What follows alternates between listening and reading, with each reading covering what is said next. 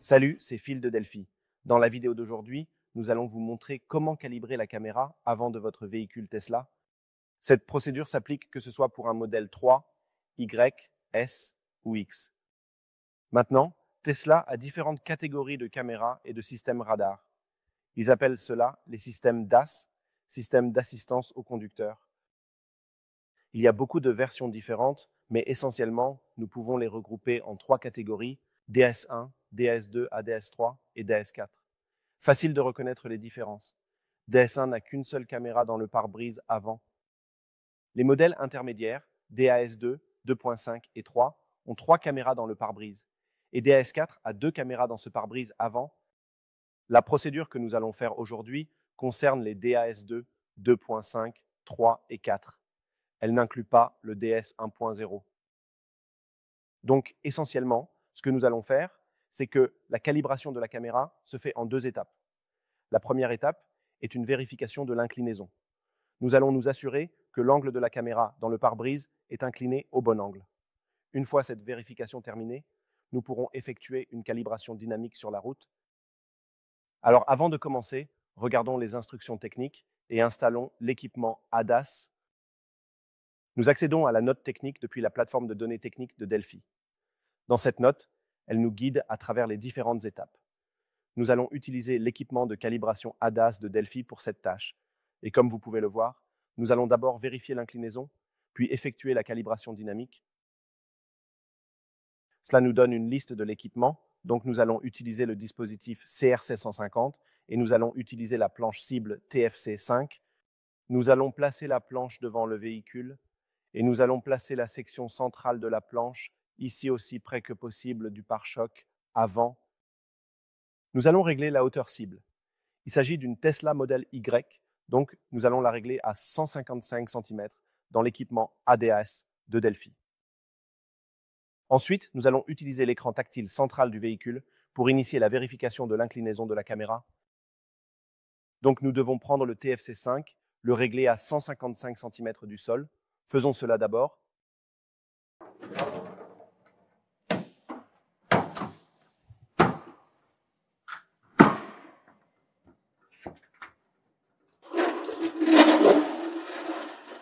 Donc, nous avons installé le kit ADAS avec la planche TFC 5. Nous devons placer le dispositif aussi près que possible du pare-choc avant. Avec la planche en place, nous allons maintenant régler la hauteur de la planche selon les instructions à 155 cm. Je vais d'abord abaisser la règle en douceur jusqu'à ce qu'elle touche le sol. Puis je fais mes ajustements jusqu'à 155 cm. Donc, l'équipement ADAS est correctement installé en s'assurant également qu'il est assez parallèle au véhicule. Mais contrairement à d'autres véhicules où il est extrêmement important de l'avoir parallèle à l'arrière, sur ce véhicule, ce n'est pas le cas, car nous faisons seulement une vérification de l'inclinaison. Aucun des autres angles n'entre en jeu. Alors, allons dans le véhicule, sur l'écran tactile, et vérifions l'inclinaison. L'équipement ADAS CRC 150 est installé, comme vous pouvez le voir ici. Nous devons maintenant suivre la procédure. Nous allons entrer en mode service, et je vais vous montrer comment faire cela à l'écran dans un instant. Nous allons passer directement dans le système d'assistance au conducteur et essentiellement ce que nous recherchons, c'est que la ligne sur l'écran soit alignée avec le haut de la première boîte sur le côté gauche. Sur l'écran, il y a aussi une tolérance que vous verrez dans un instant. Si c'est dans cette tolérance, c'est bon.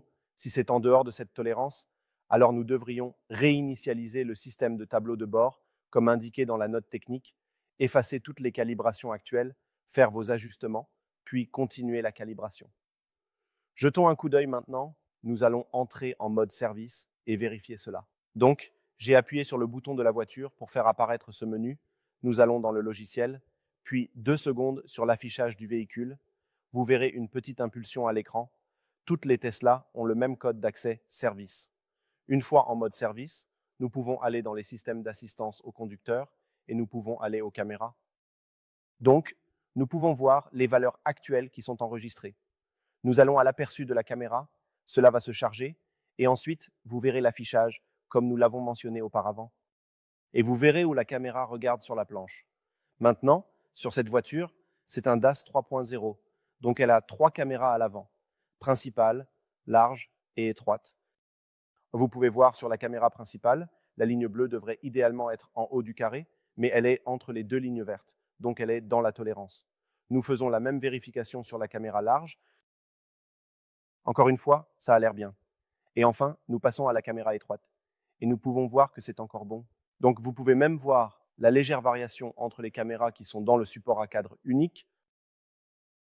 Maintenant, pour faire l'ajustement, c'est assez simple. Nous effaçons d'abord les calibrations.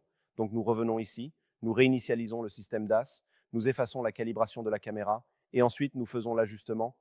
Il y a une petite vis de réglage derrière le rétroviseur. Retirez le rétroviseur, attrapez la vis de réglage et ajustez-la jusqu'à ce qu'elle soit dans la tolérance. Une fois que vous avez fait cela et que tout est remonté, retournez dans le menu, nous allons aller dans Service, faites défiler vers le bas et vous verrez une option pour aller à la calibration de la caméra. Maintenant, cela se fait en conduisant. Il y a une simple barre de progression. Ayant fait pas mal de ces calibrations, les routes lentes ne vont pas fonctionner particulièrement bien. Vous devez amener la vitesse du véhicule idéalement entre 30 et 50 miles par heure, voire jusqu'à 60, ce qui équivaut à 100 km par heure. La calibration se fera beaucoup plus rapidement. Le bon côté, c'est qu'il y a un très bel affichage ici qui vous indique la progression de la calibration de la caméra.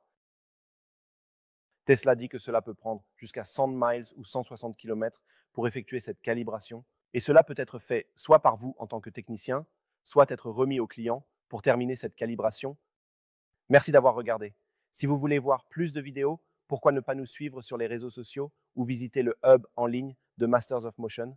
Et pour plus de cours dirigés par des experts, visitez-nous en ligne à l'Académie Delphi. Merci d'avoir regardé.